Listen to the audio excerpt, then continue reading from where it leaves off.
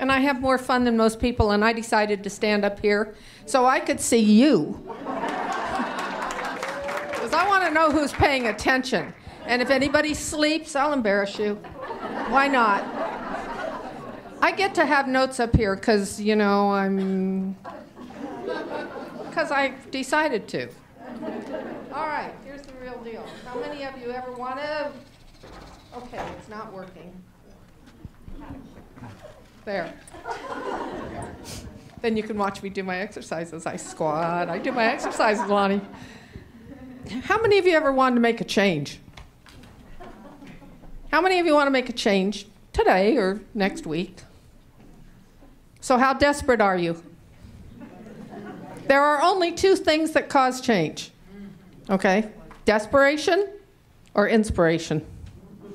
You have to get emotional. You hear, I have to be passionate. I have to have a vision. It has to be big enough. We hear all those things, and sometimes we have things that have lingered on our want list, in our choice list, in our we're going to list, our someday list. And hopefully none of us ever get done. I know for sure I'm not. I just had a face reading out there, and she said, I'll never retire, which, of course, my children know, and one of my lovely daughters is here today. Bless you, my child. And so we don't get done. We may make the same choices, like over and over and over and over. Oh, okay. And all over, exactly. And so what's going on with that? Well, one, I'm healthy, I'm energetic, and I'm not desperate enough, okay? I got really desperate once. I want to brag on myself. I did drop 100 pounds somewhere along the line. The question is, why did I gain them in the first place? But that's another, I don't have enough time, right? Okay, we won't go to that one. I also learned today from the face reader something I've always known about myself. It helps me to know why. So that's what I'm going to talk to you about. You know, I've heard be passionate, be clear, have all these, you know, do your affirmations, do your visualizations, get repetitious, do all those things. Why? And how do they work? Some work seems like more for some of us, more better, for some of us than for others. So I was delighted when the neuroscientists of the world came out with the declaration to the common public like me that the brain is very plastic. And there are actually 6 or 7 tenets of neuroplasticity. And that's what I'm going to talk to you about today. Are you excited yet? Yeah. Oh, yay. Okay. So the reason I had to bring the notes up here is because the last time I did this talk, I went along and I was telling stories and I was having a good time, and I did number 1, number 2, number 3. Then I did a story and a story and a story, and it all related. And then I said number 6. Well, I'd done number 4 and 5, and I didn't number them. So pay attention now and see, make sure I get through all of them. But I know what the first one is. The first one is get emotional.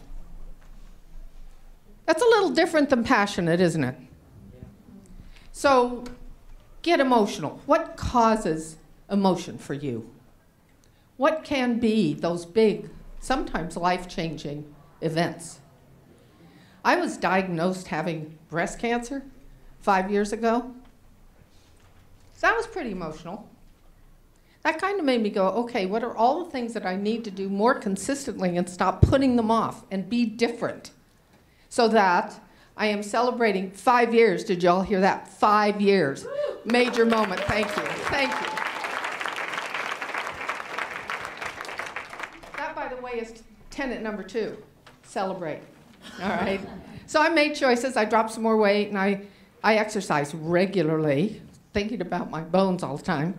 Of course, the oncologist said, you don't have to worry about the osteopenia that shows up on the test in your hips because you carry so darn much weight. He's this little skinny guy from, you know, whatever. So, okay, no problem. All right, so number 2 is the brain likes to celebrate its wins. Now, that's nothing new. You know, behavior modification has been around forever. We know that we're supposed to. Many times Even on the small things. Let's say you have a project. It's not a big project, but it's a project. You want to get it done. And you do. Do you stop for a moment and literally or mentally or whatever, pat yourself on the back? Do you decide to sit down, have a cup of tea, and go, okay, good job, Pat. You did a good job. How many of you do that? Some of you are really smart in this room. Man, I'm impressed. I don't. Not me. I go right to the next thing, okay, because I have a long list and I am in a hurry. I am like kind of running out of time, but not really. So you want to stop and celebrate. So you've been emotional, you've got your reason. You're going to celebrate for sure. Here's to know, neurons that fire together wire together. So if you want to have right things, and you know, positive thinking has such a bad name, and it's too bad. It's not a bad word at all. If you want to be uplifted, if you want to be motivated and moved, if you want to have a vision, you want to have that thought clearly in your mind, then you want to wire it to your other successes. You want to wire it to your belief that anything is possible. Many of you may have heard the story about the wise elder who was asked how it is that he always remained so at peace, and how did he get to be so wise? And he said, well, it's like there's these two dogs inside my head. And one is a really good dog, one is really evil. And the evil one picks fights all the time with the good one. And the person asking the question said, well, which one wins? And his answer was, whichever one I feed the most. So wire to the right thoughts. Have that work in your brain. Because what happens actually in the emotional seat of the brain, and we won't do brain anatomy today, but trust me on this, the emotional seat of the brain fires off. Easy for me to say. These are rented lips. It's okay. Fires off a cascade of chemicals that just literally ignite the frontal cortex of the brain. That's the part that says, oh, this is how I could do it. This had to happen to Dr. Hewitt. I have to stop this. I don't know how long ago she had a vision of bringing women together for the power that women have. We hear that all the time. It was fascinating to me that even the Dalai Lama made the comment that it is Western women that will bring peace to the world. So we have some backup from some pretty good sources. Something in Dr. Hewitt triggered that emotion. That emotion resulted in a concept that is so big. I want to tell you the real truth, and I've never told you this, Dr. Hewitt.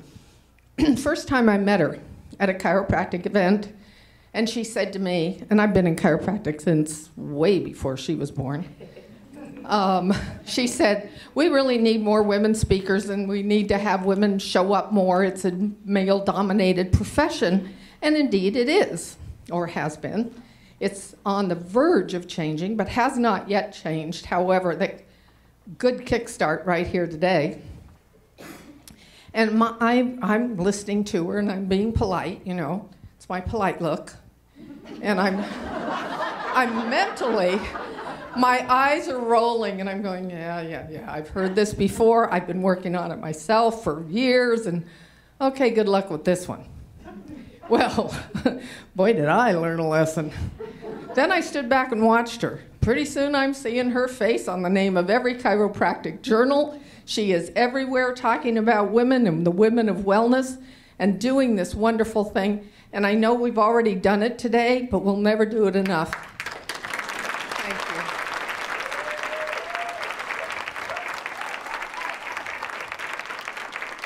you. We are in the presence of an awesome woman. Okay, back to neuroplasticity. It's enough of that. Now I need my notes because I got astray. Not that I would ever astray. Okay, here. The brain learns through repetition. You absolutely have to repeat it over and over and over. I write in a journal every morning, and my journal is my best friend.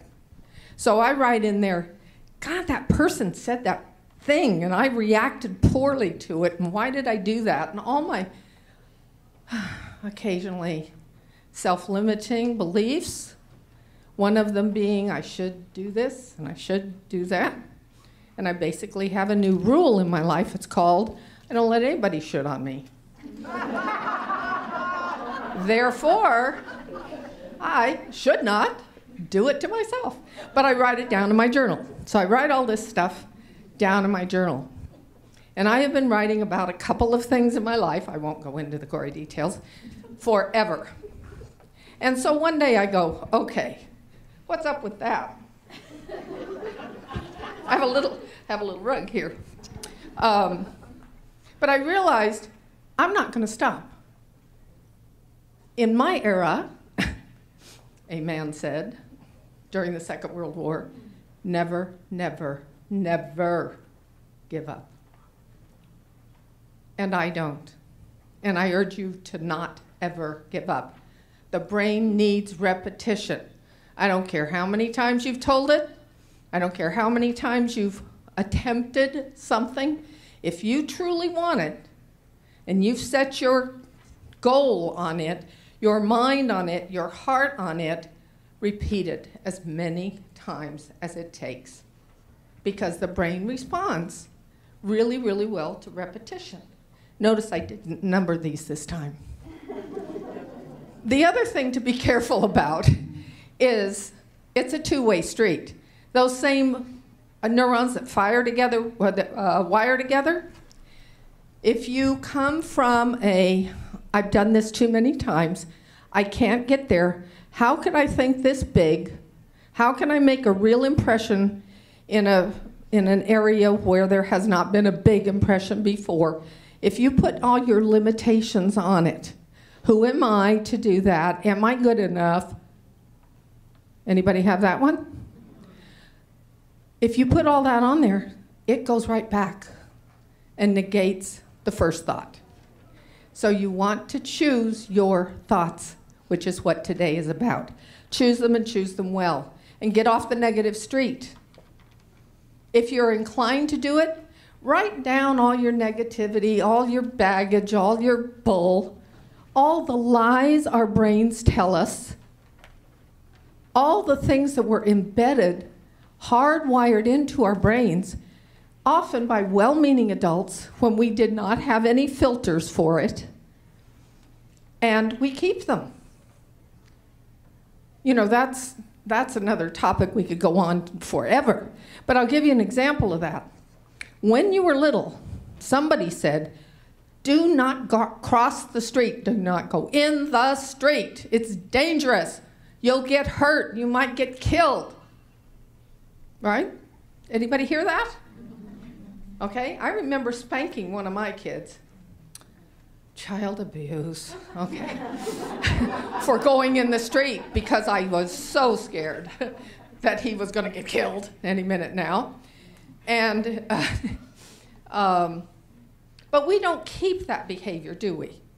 We modify it and filter it. We're all now pretty careful when we go in the street because we know that we could get hurt or we could get killed, but it doesn't stop us from crossing the street. But there are so many other lies in our brain that we choose to believe. That's where the negative two-way streets come. And where you put your attention is another one of the tenets of neuroplasticity. Focus on what you want. You know, the law of attraction has told us that over and over. The secret is no secret. There's no secret to the secret. You know, decide what you want and keep your focus on it. And the abundant, wonderful, loving, grateful universe will help you manifest it. It will come to you. You may need patience and repetition and to remember, but it will happen. So you get to choose your thoughts. You get to choose whatever it is you want. And motivation is a big, big factor. So you want to be sure that, that you remain motivated. How big is your why? How big is your why? For many of us at a conference like this, we are here with an attitude, sorry for the, I forget what the word is. Anyway, an attitude of gratitude. We're grateful to be here, right? Most of us. Many of us in this room are in a serving profession. For those of you who are not, you're obviously interested in raising your own level of wellness, or why would you be here? So what's in it for you? How big is it? Is it a vision that's big enough that you can keep your heart open to it, that you're willing to take the action steps? Some of your faces are so gorgeous. I'm just like having so much fun. Do I have to quit? No. Just watching you is fun. But how big can you think? There are no limits.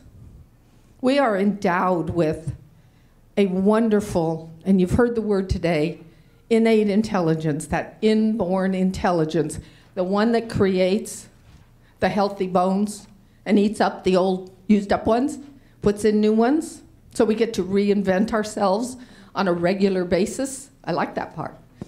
And that innate intelligence is connected to a universal intelligence. It's bigger than all of us.